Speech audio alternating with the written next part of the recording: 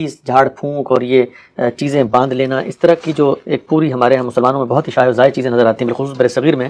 تو دین میں اگر کوئی آپ فرماتے ہیں کوئی چیز آپ نے اس کو دینی تعلق پیدا کرنا ہے تو اس کا اثباتی حکم بتانا پڑے گا. یہ سب چیزیں کیا رسالت مآب صلی اللہ علیہ وسلم نے کبھی تعویذ، یہ دم، درود، اس طرح کی چیزیں کبھی کی ہیں؟ یہ بات تو روایتوں میں معلوم ہوتی ہے کہ رسالت مآب صلی اللہ علیہ وسلم نے اللہ تعالیٰ نے جو دعائیں سکھائی ہیں وہ کسی موقع کے اوپر پڑھی، ہاتھوں پر پھونکا اور اپنے جسم پر ہاتھ پھیر لیے. اس میں کوئی حرج کی بات بھی نہیں ہے. لیکن یہ جو تعویذوں کا کارخانہ ہمارے ہاں لگا دیا گیا ہے اور جس طریقے سے کاروبار بن گیا ہے، یہ تو ایجاد بندہ ہے. دین میں یہی بتایا گیا ہے کہ آپ دعا کریں گے اللہ تعالیٰ سے، یعنی جو دین کی بات ہے. تدبیریں دنیا سے متعلق ہیں، آپ علاج دریافت کرتے ہیں، یہ ہومیوپیتھی ہے، ایلوپیتھی ہے، اسی طرح کے بہت سے نفسی علوم میں بھی علاج ہیں جن کو لوگ بیان کرتے ہیں کہ ہمارے تجربات میں آئے ہیں. ان پہ تحقیق ہونی چاہیے، ان میں جو چیز آپ کے نزدیک قابل قبول ہو اس کو اختیار کر لیں. وہ آپ کو ہندوؤں میں بھی ملیں گے، وہ آپ کو مسیحیوں میں بھی ملیں گے، وہ بدھوں میں بھی ملیں گے، وہ ہم مسلمانوں کے یہاں بھی ملیں گے. اس کا دین سے کوئی تعلق نہیں ہے. دین میں تو بس اتنا ہی ہے کہ جس وقت آپ کو کوئی مصیبت ہے، تکلیف ہے، آپ تدبیر کریں، جو علم اللہ نے آپ کو دیا ہے اس کی روشنی میں تدبیر کریں، اس کے ساتھ اللہ سے دعا کریں. اور ہمیں مشکلات میں بھی یہ ہدایت کی گئی ہے کہ وَاسْتَعِینُوا بِالصَّبْرِ وَالصَّلَاةِ، یعنی صبر کے ساتھ، استقامت کے ساتھ صورتحال کا مقابلہ کیا جائے اور نماز کے ذریعے سے اللہ سے مدد مانگی جائے. دین اصلاً یہی بتانے کے لیے آیا ہے. اس کے بعد آپ کی تدابیر کا دائرہ شروع ہوتا ہے، اور تدابیر کے دائرے میں جس طرح میں نے عرض کیا ہے کہ اب کون بتا سکتا ہے کہ یہ فلاں جڑی بوٹی میں یا فلاں معدنی چیز میں یہ بیماری کا علاج چھپا ہوا ہے. یہ جو آپ نے ابھی ویکسین ایجاد کی ہے تو اس کے بارے میں کون بتا سکتا ہے؟ تجربات ہی سے معلوم ہوتا ہے نا. تو اسی طرح کے کچھ تجربات لوگوں کے بعد نفسی چیزوں کے بارے میں بھی ہے، وہ بھی علوم کی ایک قسم ہے اور قرآن مجید میں بھی اس کا ذکر ہوا ہے.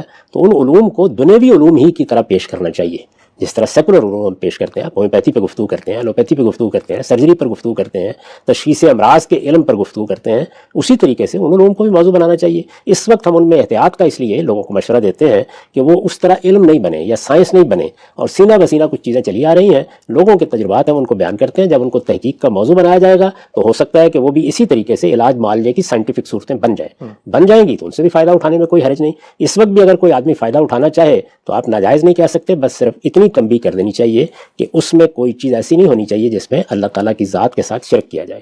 یہی بات خود رسول اللہ صلی اللہ علیہ وسلم نے فرمائی جب یہ پوچھا گیا کہ یہاں بعض یہود ہیں اور وہ اس طریقے سے کوئی دم کر دیتے ہیں یا کسی موقع پر کسی سردردی میں صحیح کچھ اس طرح کی چیز کر دیتے ہیں، تو آپ نے فرمایا کہ فائدہ اٹھاؤ، لیکن یہ کہ اگر کوئی شرک کی بات ہو تو اس سے بچنے کی صحیح کرو.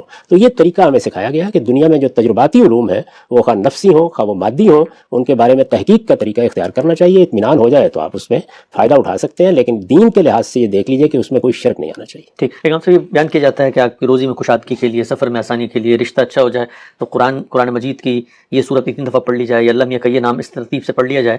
تو یہ ساری چیزیں تو اب آپ فرمائیں گے کہ جی اگر تجربات کی روشنی میں کسی کو فائدہ بھی ہو رہا ہے، لیکن یہ تو دین کے کنٹینٹ کو ہم استعمال کر رہے ہیں ایک مقصد کے لیے، اس کا ہمارے پاس ثبوت کہاں سے ہے؟ جی دین کا کنٹینٹ استعمال کریں یا دنیا میں خدا نے جو اپنی نعمتیں دی ہیں ان کو استعمال کریں. یہاں کسی چیز کو دین اگر بنا کے آپ پیش کریں گے تو پھر ہم اس پر تنقید کریں گے، ادروائز یہ تجربات ہی کی نوعیت کی چیز. اور یہ آپ کے علم کے مطابق کیا اس طرح کی کوئی چیز کبھی تجربے کے لحاظ سے ثابت بھی ہوئی کہ اتنی دفعہ صورتوں کے نام پڑھ لیں نوکری میں؟ دیکھیے بات یہ جس کو آپ تجربہ کہتے ہیں نا، تجربہ ایک تو سائنسی تجربہ ہوتا ہے، اس کا مطلب یہ ہے کہ وہ ہر وقت دہرایا جا سکتا ہے.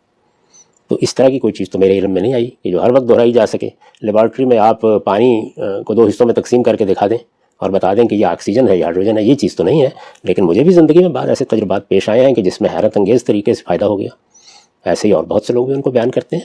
یہ اسی طرح ہے کہ جیسے آپ دیہات میں ہوتے ہیں، بڑی بوڑھیاں کہہ دیتی ہیں کہ یہ دیکھیے ایک ٹوٹکا ہے، میں آپ کو بتا دیتی ہوں. ہمارے یہاں بہت سے لوگ ہیں بزرگوں میں جو بتاتے رہتے ہیں، فائدہ ہو جاتا ہے. تو یہ تجربہ اصل میں سائنسی تجربہ نہیں بن جاتا. اس کے نتیجے میں اس کو سائنسی تجربے میں بدلنے کے لیے ضروری ہے کہ اس کو علم بنایا جائے، علم کے طریقے پر اس کی تحصیل کی جائے، اور اس کے بعد پھر آپ کوئی بات اس طرح کہہ سکیں جس طرح کہ آپ نے پوچھا ہے اور میں اس کا جواب دوں. ورنہ یہ ہے کہ آدمی کے یہ ذاتی احساسات ہوتے ہیں، ذاتی تجربات ہوتے ہیں، غلط بھی ہو سکتے ہیں، کوئی الوژن بھی ہو سکتا ہے، معلوم ہے کوئی غلط فہمی ہو گئی ہو، کوئی اور باعث بن گیا ہو، کچھ نہیں کہا جا سکتا. تجربات مجھے بھی ہوئے ہیں، میں نے بہت سکا لوگوں کو بھی سنا ہے کہ ان کو بھی بہت سے تجربات ہوتے ہیں، اور زندگی میں یہ تجربات میں نے سامنے ہوتے بھی دیکھے ہیں. خود میرے اپنے والد گرامی ان چیزوں سے بہت اشتغال رکھتے تھے، تو میں روز اس طرح کی بعض چیزیں دیکھتا تھا. لیکن یہ کہ وہ سائنسی عمل سے گزر گئے ہیں، یعنی یہ معلوم ہو گیا کہ یہ تجربہ کیسے ہوتا ہے، اس کو دہرایا جا سکتا ہے، یہ بالکل کوئی سائنسی تجربہ بن گیا ہے، یا دہرا کے آپ نے بار بار اس کو دیکھ لیا ہے. جیسے کہ آپ نے دیکھا نا کہ آپ نے ایک دوا ایجاد کی ہے، تو آپ پھر اس کے بعد بہت سے لوگوں کہتے ہیں کہ آپ والنٹیئر کریں، ہم اس کو آزمائیں گے. یہی کرتے ہیں نا. ابھی ویکسین کے بارے میں یہی ہوا ہے. اس سے گزارنے کے بعد آپ دیکھتے ہیں کیا اثرات ہوئے، کیا واقعتاً اثر ہوا. پھر آپ کہتے ہیں کہ اچھا یہ 90%، یہ 80%، یہ 60% کارگر ہے. تو آپ دیکھیے 90%، 60% کارگر ہونے پر بھی آپ اس دوا کو مان رہے ہیں ایمرجنسی میں. تو وہاں پر بھی اسی طرح کے تجربات کریں. تو ان کو چونکہ ہم علم کے طور پر زیر بحث لانے کے لیے تیار نہیں ہیں تو اس وجہ سے وہ سائنس بھی نہیں بنتے. انکار کرنے کی بھی کوئی وجہ نہیں ہے. میرے نزدیک وہی طریقہ صحیح ہے جو رسول اللہ نے اختیار کیا کہ آپ ایسی تمام چیزوں کے بارے میں یہ دیکھ لیا کریں کہ اس میں کوئی شرک نہیں ہونا چاہیے. یہ تجرباتی علوم ہے. یہ قرآن سے متعلق ہوں تب بھی تجرباتی ہیں, گیتا سے متعلق ہوں تب بھی تجرباتی ہیں, تورات سے متعلق ہوں تب بھی تجرباتی ہیں, یہ مادے سے متعلق ہوں, جمادات سے متعلق ہوں, نباتات سے متعلق ہوں, سب تجرباتی علوم ہیں. ان کا دین سے مذہب سے کوئی تعلق نہیں.